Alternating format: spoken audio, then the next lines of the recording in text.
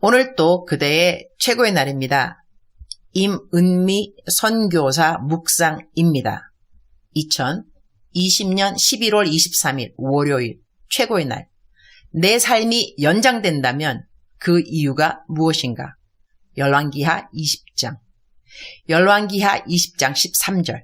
히스기야가 사자들의 말을 듣고 자기 보물고에 금, 은과 향품과 보배로운 기름과 그의 군기고와 창고의 모든 것을 다 사자들에게 보였는데 왕궁과 그의 나라 안에 있는 모든 것 중에서 히스기야가 그에게 보이지 아니한 것이 없더라.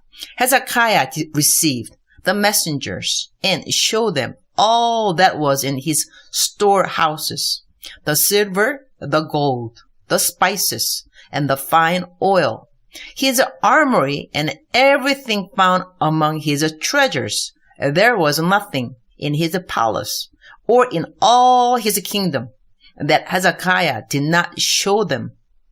히스기야 왕이 병이 났을 때 하나님은 선지자 이사야를 보내서 그가 죽게 될 거라고 집을 정리하라는 말씀을 하셨다. 그때 히스기야는 눈물로 기도를 하게 되고 하나님은 히스기야가 죽겠다고 말씀하신 것을 돌이켜서 15년 그의 생명을 연장해 주셨다. 그리고 난 다음 히스기야가 한 일이 오늘 나의 묵상 본문 말씀이다. 왜 히스기야는 바벨론에서 온 사자들에게 그가 가진 모든 것을 다 보여주었을까? 그리고 그것이 그의 나라 유다의 재앙을 불러 일으키게 했을까? 그가 연장받은 15년의 삶은 과연 다른 사람들에게 유익한 삶이었을까? 히스기야 다음에 왕이 된 므낫세는 유다에서 가장 악한 왕으로 평판을 받게 된다. 히스기야가 하나님이 죽겠다고 말씀하신 시간에 그냥 기도 안 하고 그야말로 제명에 죽었더라면 므낫세는 태어나지 않았을 것이다. 므낫세가 왕이 된 나이를 보면 12세이니까 말이다. 히스기야 왕에 대한 내용을 좀 더 알아보려면 열왕기하 20장과 함께 역대하 29장부터 32장까지 읽으면 좋을 것 같다. 역대하 32장 22절. 이와 같이 여호와께서 히스기야와 예루살렘 주민을 아수르 왕 사네립의 손과 모든 적국의 손에서 구원하여 내사 사면으로 보호하시며 23절. 여러 사람이 예물을 가지고 예루살렘에 와서 여호와께 드리고 또 보물을 유다 왕 히스기야에게 드린지라. 이후부터 히스기야가 모든 나라의 눈에 존귀하게 되었더라. 24절. 그때에 히스기야가 병들어 죽게 되었으므로 여호와께 기도하매 여호와께서 그에게 대답하시고 또 이적을 보이셨으나 25절.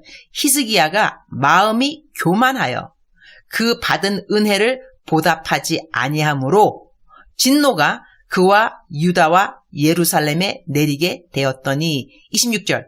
히스기야가 마음의 교만함을 뉘우치고 예루살렘 주민들도 그와 같이 하였으므로 여호와의 진노가 히스기야의 생전에는 그들에게 내리지 아니하니라. 31절. 그러나 바벨론 방백들이 히스기야에게 사신을 보내어 그 땅에서 나타난 이적을 물을 때에 하나님이 히스기야를 떠나시고 그의 심중에 있는 것을 다 알고자 하사 시험하셨더라.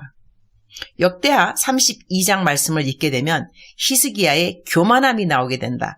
바벨론에서 사신들이 와서 그 땅에서 나타난 이적을 물을 때에 히스기야는 하나님을 높이지 않고 자신을 높였고 그리고 자기가 갖고 있는 모든 부를 하나도 남김없이 보여주는 일을 한 것이다. 열왕기하 20장에는 그 설명이 자세하게 나와 있지 않지만 역대하 32장에 히스기야의 본심에 대한 이야기가 나와 있다. 우리 마음에 과연 무엇이 있는지, 하나님이 시험해 보는 때가 왜 없겠는가? 우리의 삶에 생각지 않았던 일이 생길 때 우리는 우리의 보는 마음을 나타내게 되어 있다. 건강하던 사람이 갑자기 큰 병을 앓게 될 때, 부하던 사람이 갑자기 모든 재산을 잃게 될 때, 관계가 늘 풍성하던 사람이 어떤 일로 인하여 피폐한 관계를 갖게 될 때, 그야말로 이런저런 일에 승승장구하던 사람이 실패와 좌절을 경험하게 될 때, 우리들의 본심이 하나님 앞에서 드러난다는 것이다. 히스기야는 처음에는 겸손하게 하나님을 잘 섬긴 왕이 맞지만 그의 말년에는 교만한 자였던 것이다. 교만이 다른 것이 아니라 자기의 행한 모든 것에 대한 자랑으로 자기를 높였다는 것이다. 아마 그는 자기 병이 나은 것도 자랑하였을 것 같다. 자기가 그동안 얼마나 하나님을 잘 섬겼기에 하나님이 이런 은혜를 주셔서 내 죽을 병도 낫게 하셨다고 그렇게 말을 했을는지도. 그러나 그의 말로는 자기를 높이고 하나님의 이름을 높이는데 크게 실패하였다. 그의 교만은 결국 유다가 바벨론의 포로로 잡혀가게 만드는 결과를 나중에 낳게 하였던 것이다. 여호와의 말씀이 날이 이르리니 왕궁의 모든 것과 왕의 조상들이 오늘까지 쌓아두었던 것이 바벨론으로 옮긴 바 되고 하나도 남지 아니할 것이요. The time will surely come when everything in your palace and all that your fathers have stored up until this day will be carried off to Babylon. Nothing will be left, says the Lord. 20장 17절. 또 왕의 몸에서 날 아들 중에서 사로잡혀 바벨론 왕궁의 환관이 되리라 하셨나이다 하니 And some of your descendants, your own flesh and blood, that will be born to you will be taken away, and they will become eunuchs in the palace of the king of Babylon. 18절. 하나님이 그의 삶을 연장해준 이유는 이것이 아니었을 터인디. 하나님을 더 잘 섬기고 백성들을 더 잘 섬기라고 그에게 15년이라는 삶을 연장해 주었을 텐데 그는 그가 연장받은 15년으로 나라를 말아먹은 왕이 된 것이다. 차라리 하나님이 죽으리라 한 그때에 죽었으면 나라를 말아먹는 일은 생기지 않았을 터인디. 훌륭한 사람들로 알려진 사람들이 끝까지 훌륭한 사람으로 살아주는 것이 참 귀하구나, 참 고맙구나 그런 생각을 갖게 한다. 주님, 오늘 또 최고의 날입니다. 매일매일 살아가는 삶이 참으로 버거운 사람이 있을 것입니다. 그래서 차라리 일찍 죽었으면 하는 그런 사람이 있는가 하면 하루라도 더 삶이 연장되기를 간절히 원하는 사람도 있을 것입니다. 로마서에 바울 사도가 한 고백이 떠오릅니다. 우리가 살아도 주를 위하여 살고 죽어도 주를 위하여 죽나니 그러므로 사나 죽으나 우리가 주의 것이로다. If we live, we live to the Lord. And if we die to the Lord. So whether we live or die, we belong to the Lord. 로마서 14장 8절. 살아도 주를 위하여 살고 죽어도 주를 위하여 죽는 우리가 되도록 도와주옵소서. 나를 위해 사는 자도 없고 나를 위해 죽는 자도 없게 되기를 우리는 예수 그리스도로 한 몸을 이루었으니 매일매일을 주님이 가장 기뻐하시는 삶을 살아가도록 도와주옵소서. 남편이 아프고 나더니 더더욱 믿음이 견고해져서 감사합니다. 내가 옆에 없었더라면 자기는 아마 하늘나라로 갔을 거라면서 옆에서 자기를 잘 지켜주고 간호해 준 것을 깊이 감사하는 말을 거듭거듭 해주어서 감사합니다. 아닌 게 아니라 잘 아픈 사람이 아닌데 아픈 때에 내가 다른 나라에 있었더라면 남편 정말 힘들었겠구나. 내가 옆에 있을 때 아팠음을 새삼 감사.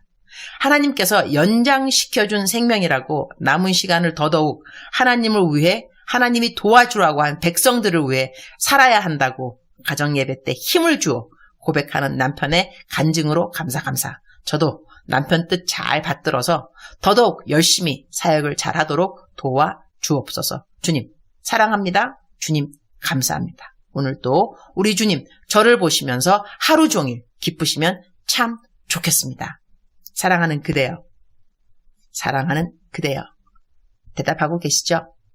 사랑하는 그대여. 우리가 이 처음 시작도 중요하지만 마지막, 그러니까 어려운 말로 유종의 미, 마지막 잘 완주하는 것도 참으로 중요하구나 그런 생각을 갖게 해주는 묵상 말씀이었습니다. 믿음의 경주는 완주가 필요합니다. 완주. 중간에 절대로 포기하면 안 되고 주저앉으면 안 되고 주저앉았다 할지라도 다시 일어나야만 하고 완주. 믿음의 경주는 완주가 필요한데 이 완주를 잘 하려면 우리는 끝까지 겸손해야 하구나 그런 생각도 하게 됩니다. 겸손. 다른 것이 아닌 것 같습니다. 한편 하나님을 높이게 되면 겸손하게 되는 것은 자동. 모두가 아닌가 합니다. 하나님을 계속 높이는 거. 내가 했다고 말하지 말고, 내가 한 거 자꾸 자랑하지 말고, 나, 내가 가진 거, 나, 이거 아니고, 하나님께서, 나에게 주신 모든 것도 하나님께서, 내가 할 수 있었던 모든 능력도 하나님께서, 하나님을 계속 높이면 우리는 겸손해질 수 있을 것 같습니다. 하나님을 높이느라고 교만할 시간이 없는 우리가 되면 정말 좋겠죠. 사랑하는 그대여, 사랑하는 그대여, 하나님께서 그대와 함께 하십니다. 하나님께서 그대와 함께 하시고 그대가 하나님을 높여드리면 하나님이 그대를 높여주십니다. 이것이 올바른 순서가 되겠죠. 우리는 하나님을 높이고 하나님은 우리를 높여주시고, 할렐루야. 사랑하는 그대여, 사랑하는 그대여, 억만 번 더 들어도 기분 좋은 말, 사랑하는 그대여. 오늘 아자, 힘내시기 바랍니다. You can do. 그대는 할 수 있습니다. You can do. 알았죠? 사랑하는 그대여, 사랑합니다. 축복합니다. 오늘도 그대의 최고의 날입니다.